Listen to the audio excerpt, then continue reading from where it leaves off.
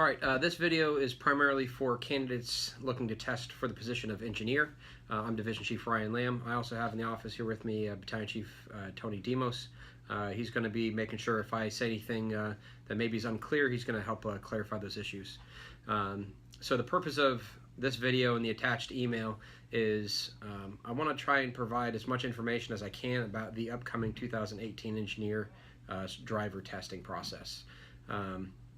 That being said, all the dates and information is subject to change, so just keep that in the back of your mind that these things are fluid and moving. However, I do want to provide you as much as I can so you can begin to prepare for that process now. Again, our goal through this examination process is to get the best person for the job. Our job is to provide a fair and even test and award the points as they're earned. That is our goal. We're not looking to do anything tricky or hold any points back.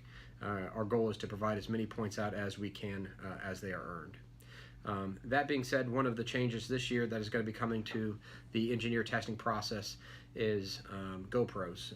The Division of Professional Standards has purchased a number of GoPros. Our goal is that we would put a number of them at all tactical and practical exams. One of the ideas currently is that one would be strapped to the candidate's helmet.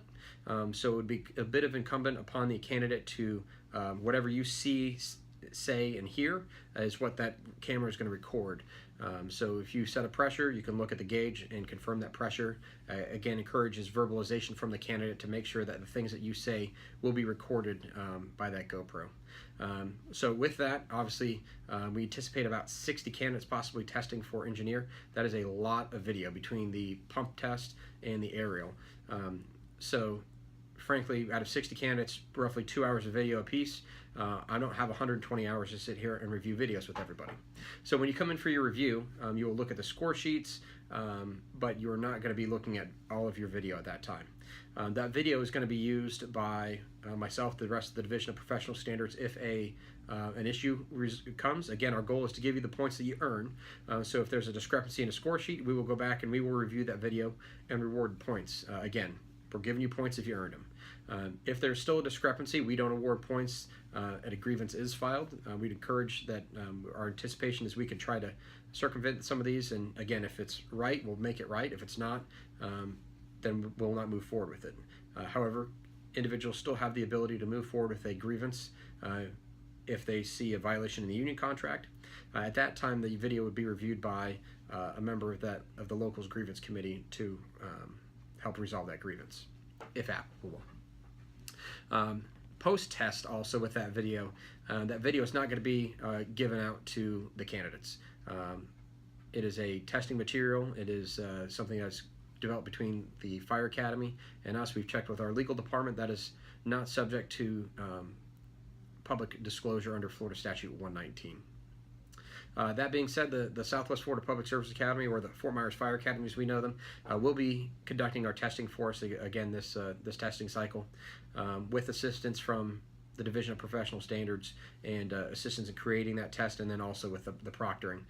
Again, no internal CCFD folks will be assessors. We will not be assessing any of the exams. We'll be helping proctor and develop the test as it comes along. All right, so getting into this, if you'd like, you can pause the video if you haven't already, and you can print out this guideline, this testing parameters guideline, and go over a few things here as we go along. One of the other things you'll see in this link is a link to a file that is a 2018 engineer calc sheet. And so what that is it's a Excel spreadsheet, and it has all of the calculations, the weights per the CBA built into that spreadsheet. So if under that points assessed or achieved, you can put in the points that you were awarded in the written, how many education points, your time and grade, and it'll spit out the grade at the bottom. So there's no real mystery on what your grade's going to look like at the end. You just simply type in the pieces over the 60 for the practical, and that's sub-broken down, and we'll get to that here in just a second, or for instance the 30 in the written. That's pretty straightforward. So again, just to go over here, the minimum qualifications for the position, all of these must be met by the close of the application period. So in this link also you'll see that we're anticipating posting this around December 27th, and it'll close by January 10th. Again, those are tentative dates. Based off that information, though, you would have to meet all of these minimum qualifications by December 10th to be eligible to test. And that list is there, and that's going to include the 3 years as a firefighter, being eligible to act as an engineer. All of those things are going to need to be met by the close of that posting date. Did I miss anything? Nope. All right, keep on plowing. All right, so now moving into, once you qualify for the position, you'll need to go on to the NeoGov site and you're going to need to apply. When you apply for that position, it's going to ask for, you must have a State of Florida pump operator certification. See my target solutions or my personnel file is not an acceptable answer. It is incumbent upon you as the candidate to go get that information and provide it to us. Frankly, we don't have the staff or the time to go dig through 60 people's personnel file to provide you that certification. If you have it and you want the job, you go dig through your file and you provide it to us. All right. Again, we're going to be going through engineer testing, lieutenant testing, and new hires at the same time. We frankly just don't have time. All right, let's moving on. Getting into the written exam. So it's going to be a 100-question exam. 90 questions are going to come from the ISTA Pump Operator Aerial Apparatus Driver Operator Handbook 3rd edition. In here, we've also provided the ISBN number so that you can have the right printing also. We've had some issues with differences between editions and printings. Just make sure that you follow that. This book will also be provided at all the stations. Again, I would encourage you to purchase this book on your own if you would like to study properly. Again, that is up to you as a candidate. Additionally, you're going to have 10 SOGs. They are going to be contained also within the email. I've talked to Battalion Chief Hawkins. We don't anticipate any revisions coming to those SOGs or standing orders, as they would be revised too in the coming months. If that were to occur, you're going to use the versions that exist now. So if a change happens, you're going to use the version that exists now because as you begin to study, I don't want to have to change material on you as you're studying. For the written, it is a minimum passing score of 70. If you do not achieve a minimum passing score of 70, you will be disqualified. You will not make the final list.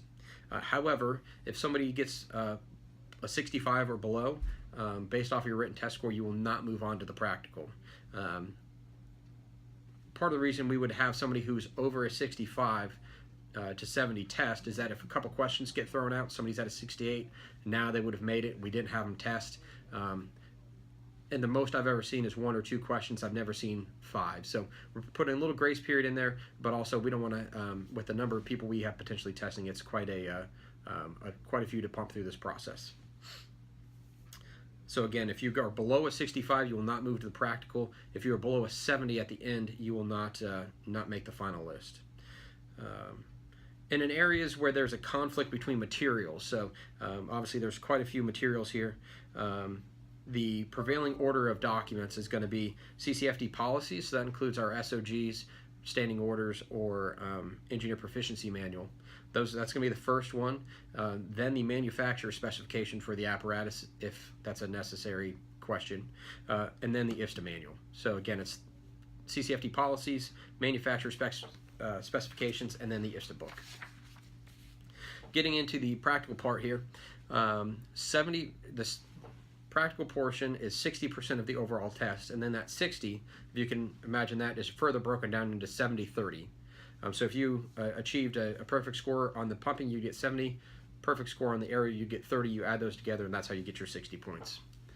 So in the pumping portion, our plan right now is to use a Suffin top mount pump. So that would be what we our standard apparatus is what we plan to use in the street when we want to make this as realistic as we can in a testing environment. Again, you're looking at a ±5 for you stating your pressure and then what you set on the gauge. So you can be 5 below, 5 above on what those pressure calculations are. Again, there'll be more questions. We'll have some more time to work on this. Again, the test hasn't even been developed yet. But again, nothing tricky here. We're looking for pretty standard pumping, and we'll have more information. Looks like we're planning on a candidate meeting of January 16th. Again, that's tentative, but that's the tentative date we're looking at. Moving into the aerial portion of this, our plan is to use a 75-foot E1 platform, so ladder 6 or ladder 7. We like to do that because we have a backup in case there's an issue with one.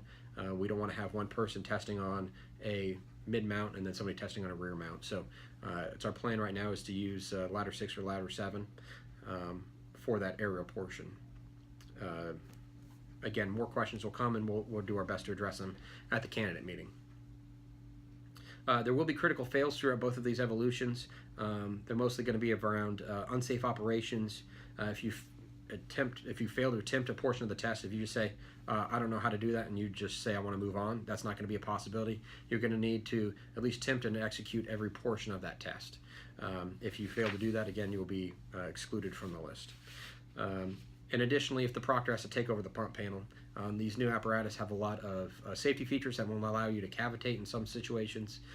So if we feel that there's going to be damage to the equipment or an unsafe act, and the proctor has to take over, step away, say, it's my panel, we consider that to be a critical fail.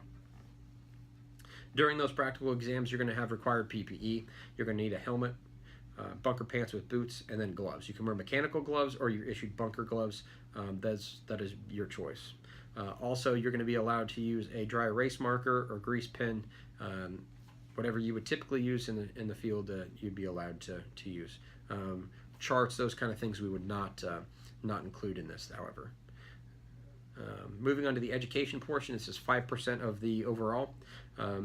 For the education portion, you must provide proof at the time of your application. So at the post-closing date, you have to provide certifications, licenses, diploma, transcripts, some kind of proof of your education, what it may be. We're right now at 1 point for a State of Florida Fire Officer 1, 1 point for Paramedic 2 or 3, or 1 point or half a point for Paramedic 1. So you can get either or, you can't get both. State of Florida Fire Instructor is a half a point. State of Florida Inspector is half a point, and an associate's degree is 2 points. The maximum available point possibility there is 5.